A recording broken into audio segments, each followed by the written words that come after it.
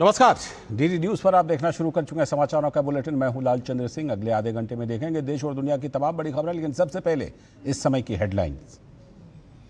Supreme court ने राहुल गांधी को लगाई फटकार। कहा, आपको कैसे पता कि चीन की हमारी जमीन चीन ने हड़पी। भाजपा ने कहा, सेना का लगातार अपमान करना कांग्रेस की पहचान।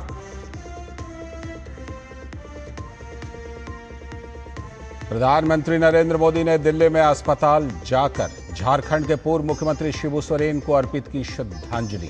राज्यसभा में भी दी गई श्रद्धांजलि। सदन की कार्यवाही दिन भर के लिए स्थगित। राष्ट्रपति समेत कई नेताओं ने जताया दुख। लोकसभा में आज भी विपक्ष का हंगामा। सदन की कार्यवाही दिन भर के लिए स्थगित। लोकसभा स्पीकर ने की संसद की गरिमा को बनाए रखने की अपील। और भारत ने ओवल टेस्ट में दर्ज की रोमांचक जीत। इंग्लैंड को 6 रन से मात देते हुए सीरीज की 2-2 से बराबर। मोहम्मद सिराज ने मैच में 9 तो वहीं प्रसिद्ध कृष्णा ने 8 विकेट किए अपने नाम।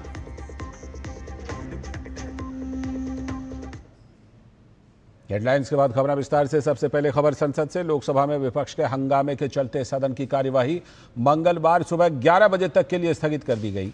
संसदीय कार्य मंत्री किरेन रिजिजू ने विपक्ष के हंगामे को लेकर असंतोष जताया। उन्होंने कहा कि सभी विपक्षी दलों ने मिलकर राष्ट्रीय खेल प्रशासन विधेयक और राष्ट्रीय डोपिंग रोधी संशोधन विधेयक पर चर्चा के लिए तय किया था, लेकिन इतने महत्वपूर्ण विधेयक पर भी विपक्ष का हंगामा ठीक नहीं है।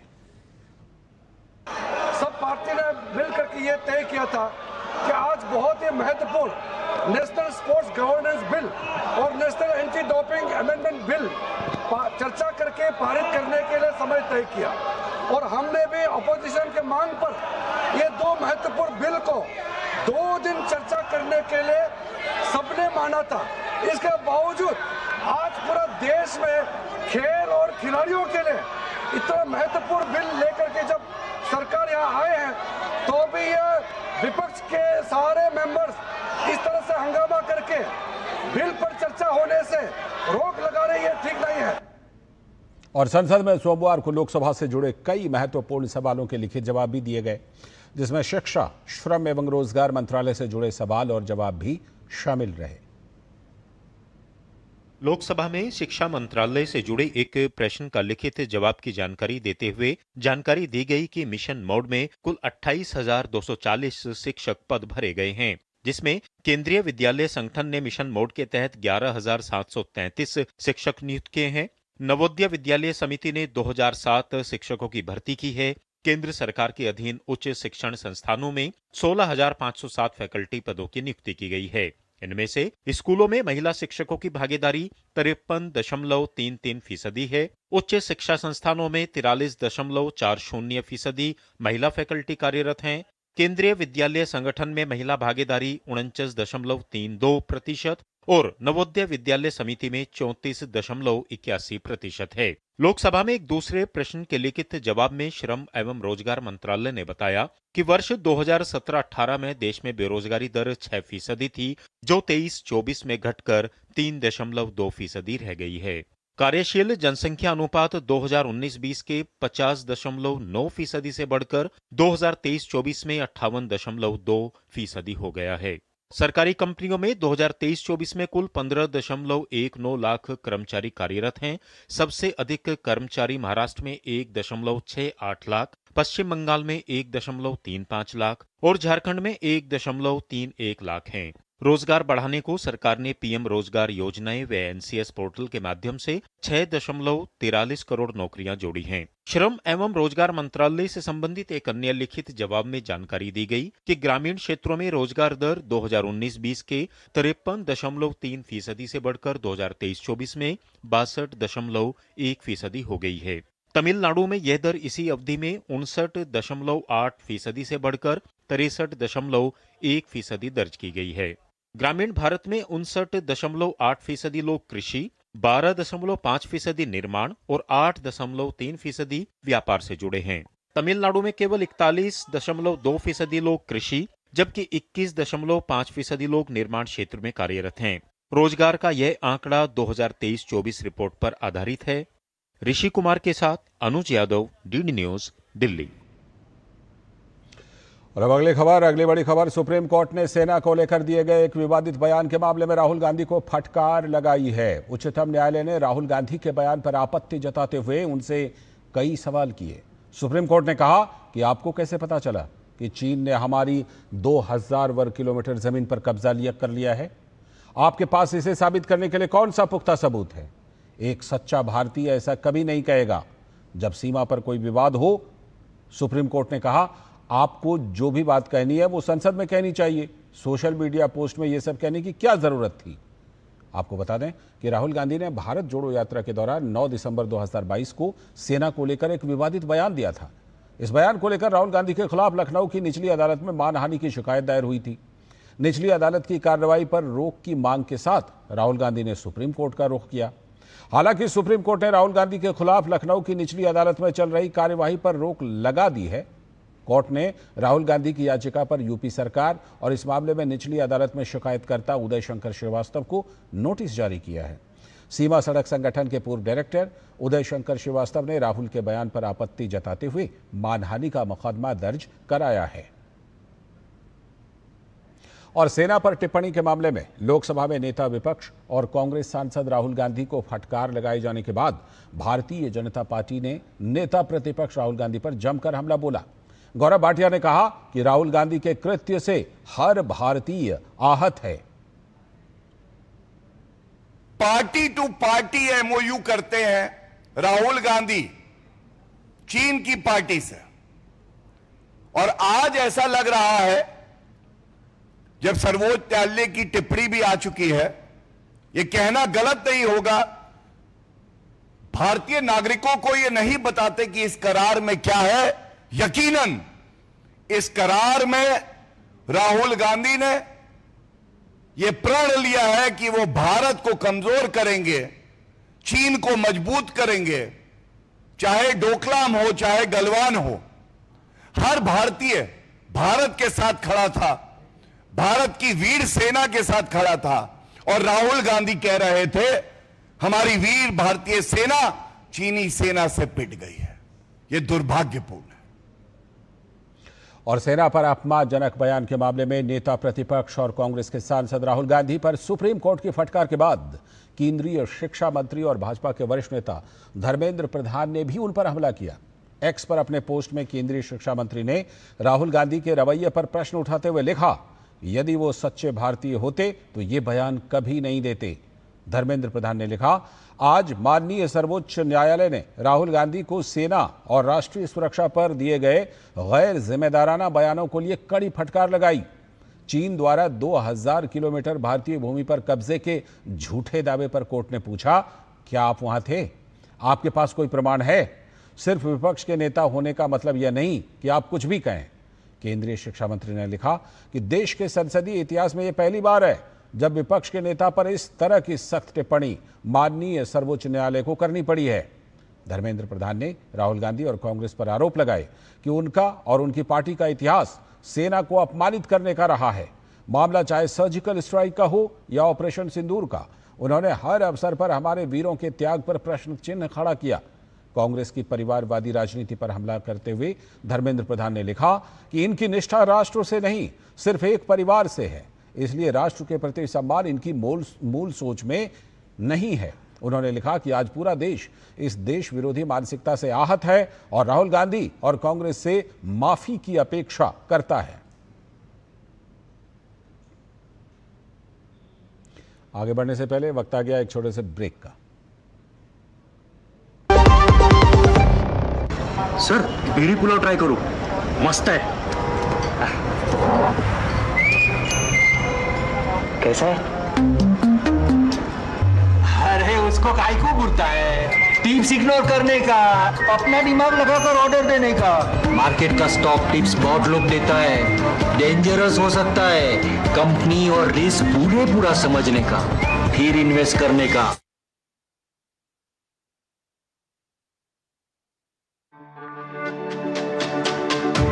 मेरी पसंद, मेरी पसंद, मेरी पसंद, मेरी पसंद। हमारी पसंद। हम सबकी पसंद। मजबूत देश का मजबूत सरिया हो गया स्टील।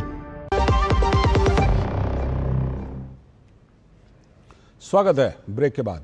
आज की एक और बड़ी खबर, झारखंड के पूर्व मुख्यमंत्री और राज्यसभा के सांसद शिबू सोरेन के निधन पर राज्यसभा में उनको श्रद्धांजलि दी गई।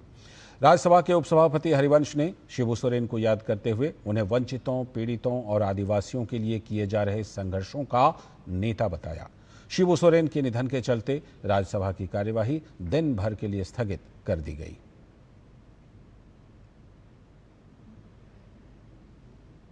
और झारखंड के पूर्व मुख्यमंत्री शिबू सोरेन के निधन पर प्रधानमंत्री नरेंद्र मोदी ने भी शोक व्यक्त किया। उन्होंने दिल्ली के सर गंगाराम अस्पताल पहुंचकर दिवंगत नेता को अपनी श्रद्धांजलि भेंट की। प्रधानमंत्री ने अपने शोक संदेश में कहा कि शिबू सोरेन जी एक जमीनी नेता थे, जिन्होंने जनता के प्रति अटूट समर्पण के साथ सार्वजनिक जीवन में ऊंचाइयों को छुआ। वे आदिवासी समुदायों, गरीबों और वंचितों के सशक्तिकरण के लिए विशेष रूप से समर्पित थे। उनके निधन से दुख हुआ। प्रधानमंत्री नरेंद्र मोदी ने उनके परिवारजनों के प्रति अपनी संवेदनाएं व्यक्त की।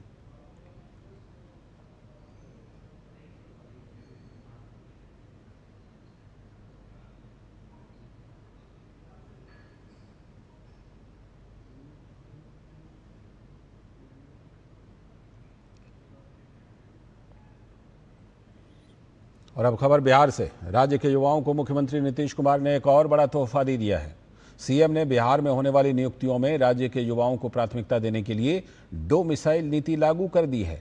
शिक्षक बहाली के लिए होने वाले टियर 4 की परीक्षा में इसे लागू किया जाएगा। मुख्यमंत्री नीतीश कुमार ने सोशल मीडिया के माध्यम से बताया कि इसको लेकर शिक्षा विभाग को संबंधित नियम में आवश्यक संशोधन करने का निर्देश दिया गया है। उन्होंने बताया कि साल 2025 में टियर 4 और साल 2026 में टियर 5 की परीक्षा का आयोजन किया जाएगा। इसके साथ ही साल 2026 में टियर 5 की परीक्षा होने से पहले सीटेट का भी आयोजन किया जाएगा। इस फैसले का सत्ताधारी जनता दल यूनाइटेड और भारतीय जनता पार्टी ने स्वागत किया है। बिहार में डोमिसाइल नीति लागू करना माननीय नीतीश कुमार जी का एक बहुत ही स्वागत योग्य और शानदार कदम है। निश्चित रूप से इस बिहार में अधिक से अधिक और नौकरी के सृजन होंगे।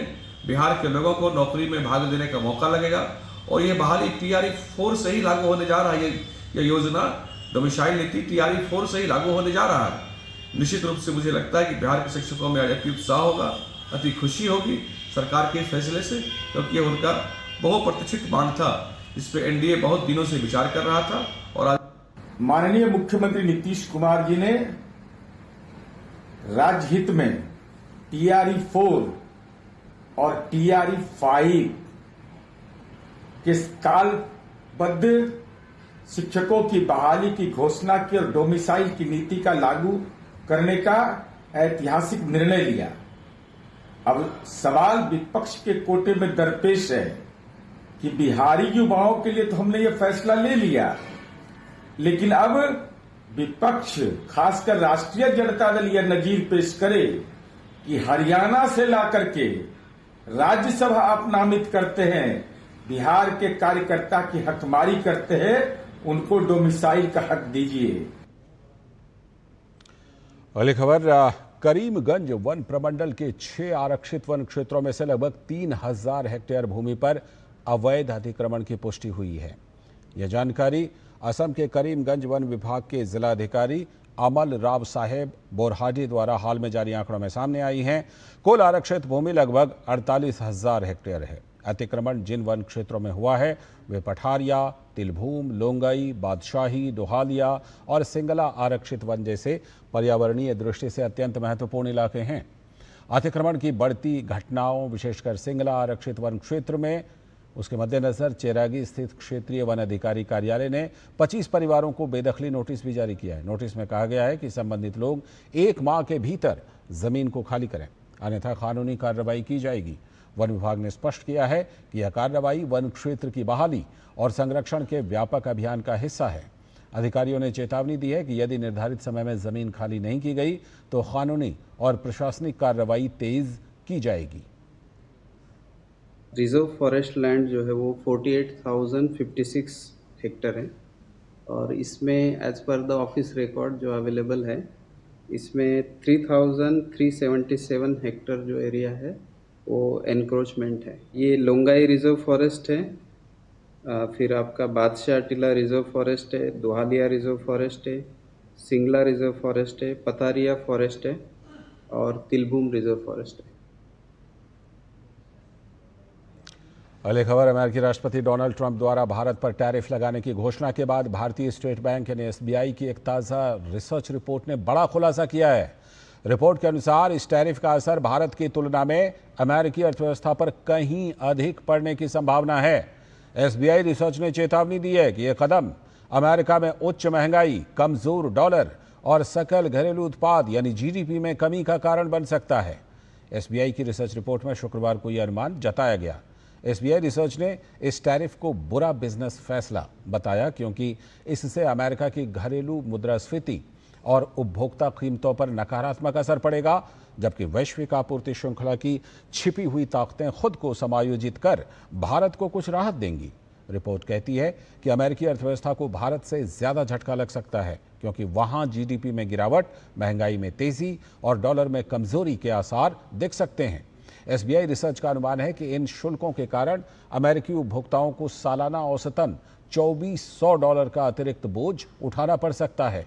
वहीं कम आय वर्ग के परिवारों पर यह असर अपेक्षाकृत 3 गुना तक हो सकता है। रिपोर्ट के मुताबिक भारत अपने निर्यात गंतव्यों में विविधता ला चुका है। हालांकि वित्त वर्ष 2024-25 में अमेरिका 20% हिस्सेदारी के साथ भारत का सबसे बड़ा निर्यात गंतव्य बना रहा, लेकिन शीर्ष 10 साझेदार देशों का कुल हिस्सा 53% ही है। इससे भारत को अमेरिका पर निर्भरता कम करने में मदद मिलेगी। एसबीआई रिसर्च ने कहा कि जेनेरिक सस्ती दवाओं के बाजार में भारत अमेरिका की लगभग 47% मांग की पूर्ति करता है। यदि अमेरिका उत्पादन को घरेलू या अन्य देशों में स्थानांतरित करता है तो इसके लिए 3 से लेकर 5 साल की जरूरत होगी। इससे अमेरिकी उपभोक्ताओं को दवाओं की किल्लत और मूल्य वृद्धि का सामना करना पड़ सकता है। खेल के मैदान से बड़ी खबर, भारत ने ओवल में खेले गए 5वें टेस्ट में इंग्लैंड पर 6 रन से रोमांचक जीत दर्ज कर ली है। इंग्लैंड की टीम को ओवल टेस्ट के आखिरी दिन जीत के लिए 35 रन चाहिए थे, लेकिन भारत ने मोहम्मद सिराज और प्रसिद्ध कृष्णा की दमदार गेंदबाजी की बदौलत जीत दर्ज कर ली। भारतीय टीम ने इंग्लैंड को ओवल में खेले गए 5वें टेस्ट मैच में जीत के लिए 374 रनों का लक्ष्य दिया था। इसके जवाब में हैरी ब्रूक, जो रूट ने शतकीय पारी की बदौलत इंग्लैंड की टीम को जीत के करीब पहुंचा दिया था, लेकिन भारतीय गेंदबाजों ने चौथे दिन के आखिरी सेशन और फिर 5वें दिन के पहले सेशन में दमदार गेंदबाजी करते हुए इंग्लैंड को रोमांचक मैच में शिकस्त दे दी। भारत के लिए मोहम्मद सिराज ने दूसरी पारी में 5, प्रसिद्ध कृष्णा ने 4 विकेट लिए। टीम इंडिया की जीत के साथ ही अब यह सीरीज 2-2 से बराबर हो गई है। आगे देखेंगे प्रदेशों से खबरें, फिलहाल वक्त ब्रेक का। जब धरती चीर कर निकलता है लोहे का पत्थर और मिलता है मोंगिया के जोश से, फिर तपता है, पिघलता है और बनता है फौलाद। अब होता है सरिया सारी खूबियों के साथ। मोंगिया स्टील, मजबूत देश का मजबूत सरिया। जब मंगला जी की किडनी का ऑपरेशन हुआ तो पॉलिसी बाजार की टीम ने हॉस्पिटल पहुंचकर 18 लाख रुपए का क्लेम अप्रूव करवाने में पूरी हेल्प की। बीमारी में हेल्थ इंश्योरेंस ही काम आएगा। पॉलिसी बाजार पर 1 करोड़ का हेल्थ इंश्योरेंस सिर्फ 360 रुपए महीने से शुरू। स्वागत है ब्रेक के बाद। अब खबरें देखते हैं प्रदेशों की।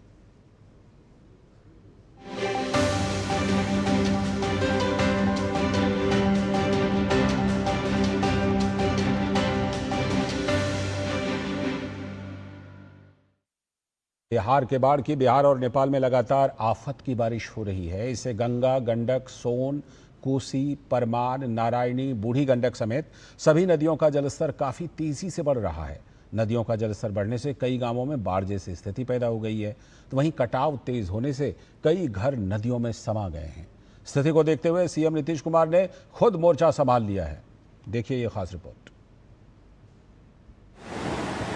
बिहार के साथ नेपाल में हो रही लगातार बारिश अब राज्य के लोगों के लिए आफत बन गई है। पिछले 24 घंटों में राज्य में सबसे ज्यादा पूर्णिया में 114.2 मिलीमीटर बारिश दर्ज की गई, तेज बारिश के कारण गंगा, गंडक और कोसी समेत राज्य की सभी नदियां उफान पर हैं। स्थिति को देखते हुए मुख्यमंत्री नीतीश कुमार ने आपदा प्रबंधन विभाग और राज्य आपातकालीन संचालन केंद्र का निरीक्षण किया। साथ ही अधिकारियों को बाढ़ से निपटने और लोगों को तुरंत राहत पहुंचाने के लिए जरूरी दिशा निर्देश दिए।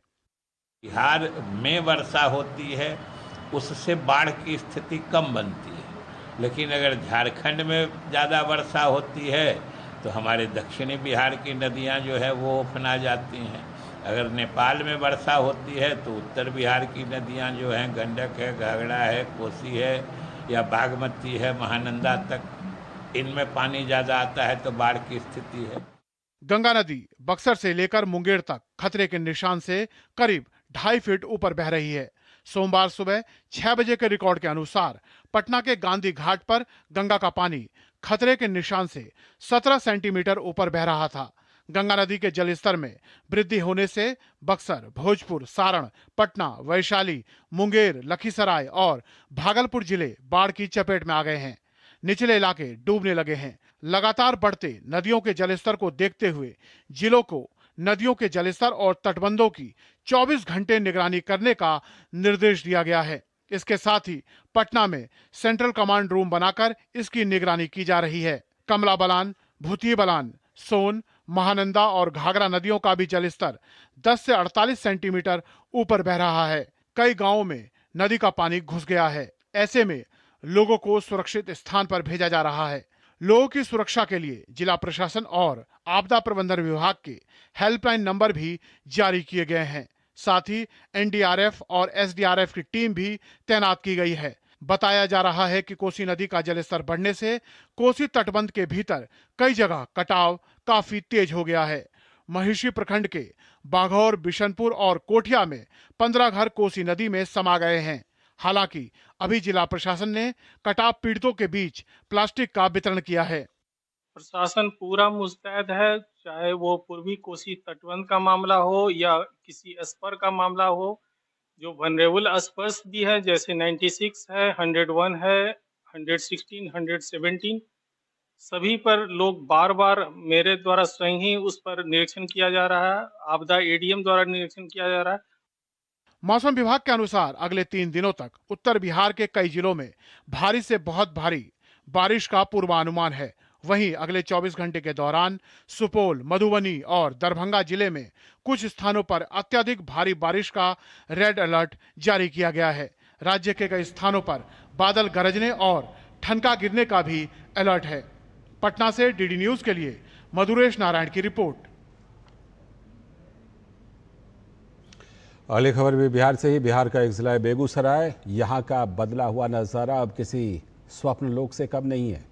सिमरिया में गंगा नदी पर बने नए 6 लेन के पुल और आसपास के रेत के रेगिस्तान में खड़ी ऊंची ऊंची इमारतें बिहार को लेकर गढ़े गए तमाम प्रचलित आशंकाओं को मुंह चिढ़ा रहे हैं। कैसे यहाँ की 6 लेन पुल ने सड़क परिवहन और यातायात को बेहतर बनाने के साथ साथ नए बिहार की नींव डाली है, इसी का जायजा लिया है हमारे सहयोगी धीरज कुमार ने। बिहार के बेगूसराय जिले में सिमरिया ओटा के बीच गंगा नदी पर 8.15 किलोमीटर का 6 लेन का पुल बनकर तैयार हुआ है। एशिया का सबसे चौड़ा पुल जो उत्तर और दक्षिण बिहार को जोड़ता है। आसपास के 11 जिलों के यातायात और व्यापार को मजबूती देता है। एक समय था कि हम बेगूसराय से 5 घंटे में पहुंचते थे पटना। आज समय है 1.5-2 घंटा में सिमरिया पुल पर चढ़ते हैं, गोलघाट 1.5 घंटा में पहुंच जाते हैं। सिमरिया कालजयी कवि दिनकर की धरती है। यहीं मिथिला की सीमा समाप्त होती है, गंगा की पावन धारा और मां जानकी का धाम। इतना ही नहीं, अंग्रेजों के जमाने में बना प्रमुख व्यापारिक केंद्र। जब व्यापार का माध्यम नदियां थी, तब भी ये स्थल कोलकाता और पटना के बीच का प्रमुख व्यापारिक केंद्र होता था। गंगा के किनारे रहने के कारण कलकत्ता और पटना सिटी के बीच का ये सबसे महत्वपूर्ण केंद्र बन गया था और बड़ी बड़ी नावें या जहाज़ों के जरिए यहाँ कलकत्ता और पटना सिटी के बीच की जो जगह थी, यहाँ सामान आपूर्ति की जाती थी। कालांतर में जब व्यापार सड़क मार्गों से होने लगे, तब भी सिमरिया व्यापारिक स्थल बना रहा। साल 1959 में गंगा नदी पर राजेंद्र सेतु का निर्माण हुआ। राजेंद्र सेतु ने इस क्षेत्र को औद्योगिक शोहरत दी। तेल शोधक कारखाना, एनटीपीसी और उर्वरक कारखाने खुले। सिमरिया औद्योगिक केंद्र के रूप में फलने फूलने लगा। बाद में राजेंद्र सेतु जर्जर अवस्था में पहुंच गया। व्यापार थम सा गया। सिमरिया पुल बना तो रिफाइनरी का सबसे बड़ा कारखाना खुला, थर्मल पावर स्टेशन बना, फर्टिलाइजर के कारखाने खुले और इस आधार पर इस क्षेत्र का औद्योगिक विकास हुआ। आज सिमरिया पुल की जर्जर अवस्था हो गई। इस कारण से आवागमन, यातायात, व्यापारिक सामानों का इधर से उधर पहुंचाना, ले जाना, ले आना मुश्किल सा हो गया था। 6 लेन पुल के निर्माण ने एक बार फिर सिमरिया को देश के मानचित्र पर ला खड़ा किया है। पुल की सौगात ने व्यापार और परिवहन में नई जान फूंक दी है। आसपास के क्षेत्रों में कारोबार फलने फूलने लगा है। होटल कारोबार में तेजी आ गई है। ढाबों पर सरगर्मी और मैकेनिक की दुकानों पर गाड़ियों की आवाजाही दिखने लगी है।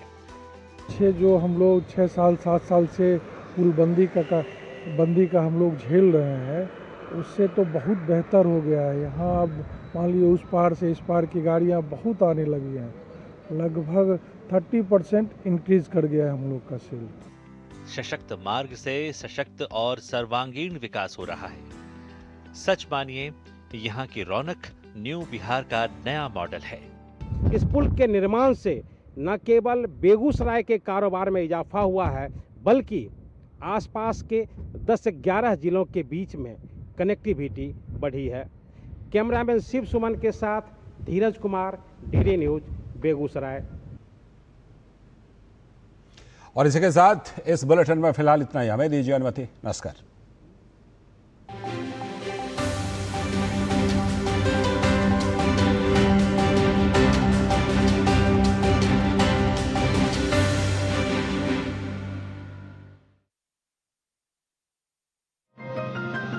सुप्रीम कोर्ट से राहुल गांधी को लगी फटकार। कहा